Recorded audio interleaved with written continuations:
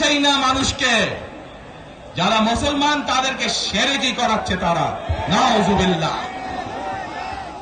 প্রিয় ভাই বোনেরা, কেউ কেউ বলে অমুককে দেখেছে, তমুককে দেখেছে, এবারে একে দেখেন।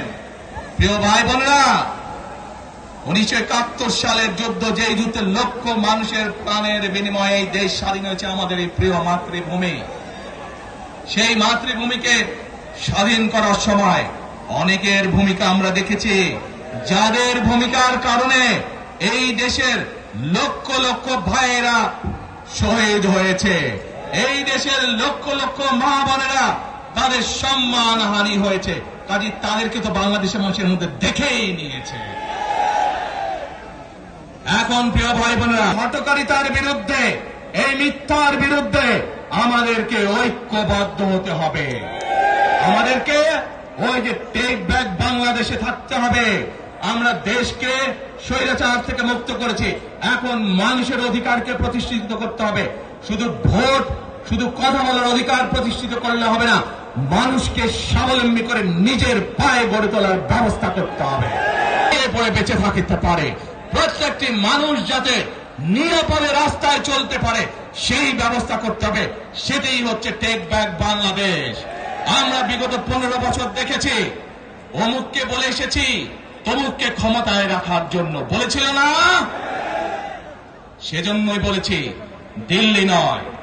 আমরা দেখেছি যারা 71 সালে ছিল তারা কাদের সাথে লাইন দিয়েছিল, যাদের কথা একটু আগে বললাম, যারা মিথ্যে কথা বলে ঠকাচ্ছে মানুষকে, আমরা দেখেছি তাদের আস্তানা কোথায়। সেজন্যই বলেছি, যেমন দিল্লি নয় তেমন পিন্ডি নয়, নয় অন্য কোন দেশ, সবার আগে বাংলাদেশ।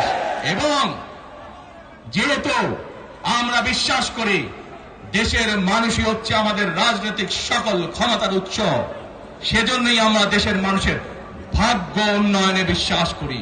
এবং সংক্ষেপে আপনাদের সাথে যেই কথা বললাম, শুধু ভোট এবং কথা বলার অধিকার না, বিএনপি চায় আপনাদের দেশের মানুষকে অর্থনৈতিকভাবে স্বাবলম্বী করে দিতে, দেশের নারী সমাজকে, মা বোনদেরকে, দেশের যুব সমাজের জন্যই আমরা আরেকটি কথা বলি।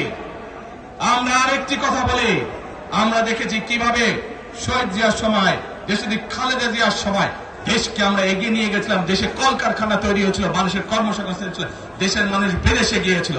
সেজন্যই আমরা বলতে চাই, করব কাজ, গর্ব দেশ, সবার আগে বাংলাদেশ।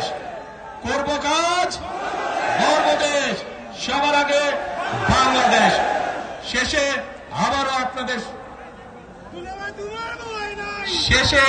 আপনাদের কাছ থেকে আগামী 12 তারিখে ধানের শীষের পক্ষে ভোট চেয়ে একটি কথা বলতে চাই, ইনশাআল্লাহ আগামী দিনে বিএনপি সরকার গঠিত হলে আমরা নবী করিম সাল্লাল্লাহু আলাইহি সাল্লামের ন্যায়পরায়ণতার ভিত্তিতে ইনশাআল্লাহ দেশকে পরিচালনা করব।